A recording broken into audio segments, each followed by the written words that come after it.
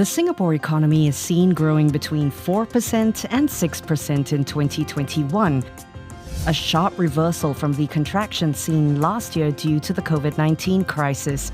The city-state's upcoming budget is expected to include targeted measures to aid this recovery. It will also likely contain policies that will lay the foundation for Singapore's economic transformation post-pandemic.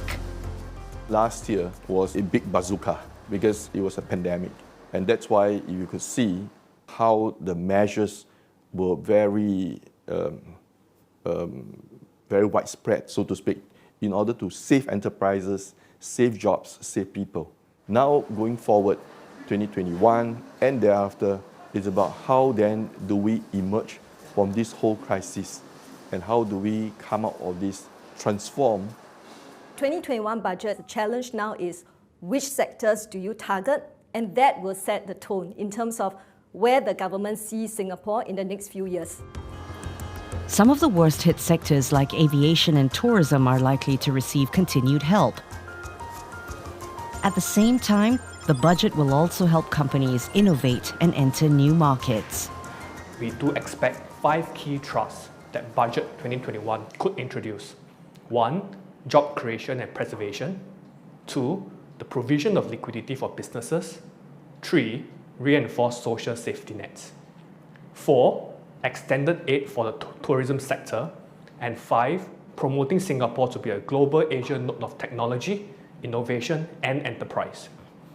Note that the Budget 2021 will be the first budget for the new term of government for the next 5 years, and policymakers will likely to be conservative in their fiscal planning.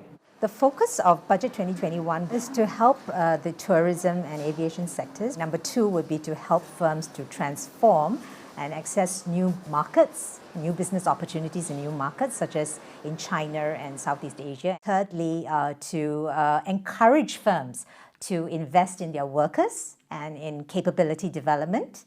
And lastly, to spur innovation within the firms. Experts also hope to see measures to help boost innovation so that companies can take advantage of opportunities in the post-COVID-19 recovery. We are looking forward to government giving that boost to continue to strengthen Singapore as a leading financial center. But the next trend is fintech in terms of the financial services related innovation activities, and we have to continue to support the growth. So we urge the authority to also continue to think about enhancing our tax regime to facilitate the growth of these activities in Singapore. Information and communications sector, for example, is also critical. Despite spending close to 100 billion Singapore dollars in 4 stimulus packages across 2020, the 2021 budget is still expected to be expansionary and focus on growth opportunities. Manufacturing industry remains a key pillar of Singapore's economy, and Singapore wants to build on its existing manufacturing strengths, expanding capacity and capabilities in emerging areas of growth, such as green technology, urban mobility, sustainability, agri-tech. And in addition, Singapore wants to position itself as an advanced manufacturing hub and supporting firms in Industry 4.0 transformation projects. We actually hope for probably in the budget 2021 to have some sort of a help for trade association and chambers like Singapore Manufacturing Federation to take the lead of bringing our enterprises globally. With manufacturing, you can't just produce in local context.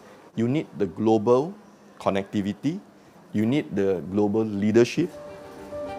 As Singapore sets its sights on the future, some support schemes announced last year will likely be enhanced to help businesses tide through the tough times. In a nutshell, there is a need to provide cash flows for the affected industries to stay afloat for the fiscal year ahead.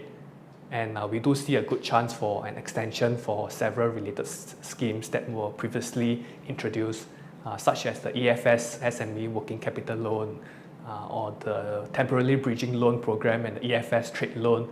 This could be extended beyond the planned expiry, albeit with most likely some tweaks to reflect the recovering. The majority of the relief schemes introduced in 2020 is likely to be phased out. However, the hardest hit sectors and the vulnerable segments of society are likely to be supported. In addition, firms are facing cash flow pressures, and so that could be an extension or enhancement of some of the tax measures, such as carryback relief for losses, interest-free installment payments for taxes, corporate tax rebate, the property tax rebate for qualifying commercial properties, as well as a deferment of the GST rate. While many of these relief schemes ultimately contribute towards job preservation, experts say it's unlikely that initiatives like the Job Support Scheme, or JSS, can continue indefinitely. The JSS has already disbursed over 21 billion Singapore dollars.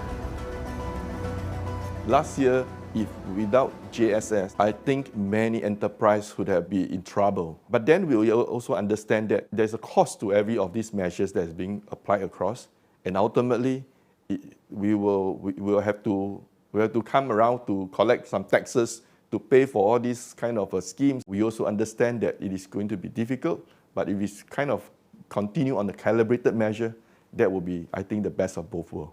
We do hope that a few of these support schemes should continue. So for example, we hope that the government can top up the Skills Future Enterprise Credit to just help companies to continue to modify their work design processes. The other one, that is the Jobs Growth Incentive to help hire local, especially those who are 40 and above. Budget 2021 will be broadcast live on Tuesday, February 16 at 3 p.m.